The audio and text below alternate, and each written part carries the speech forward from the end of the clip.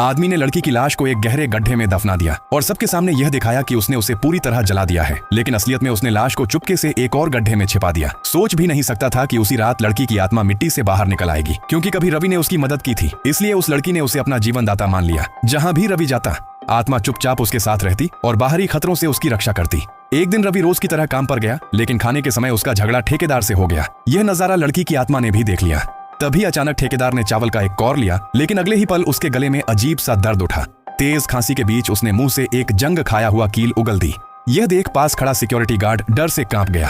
रात में गार्ड वह कील घर ले गया और गहराई से सोचने लगा। उसे याद आया कि जब लड़की की लाश गड्ढे से निकली थी, तब उसकी गर्दन में बिल्कुल वैसी ही एक कील धंसी हुई थी। यह सोचते ही उसके पसीने छूट गए। शायद लड़की की आत्मा सचमुच बाहर निकल चुकी थी। तुरंत वह रवि को ढूंढने गया और गुस्से में पूछा कि यह सब क्या है।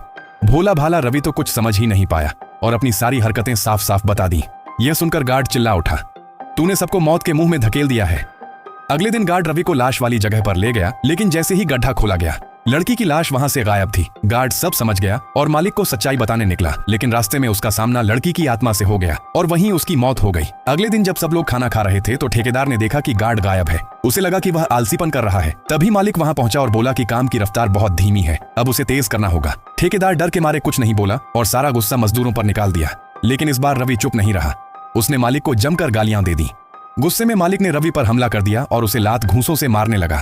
पर उसे क्या पता था, लड़की की आत्मा ठीक वहीं मौजूद है।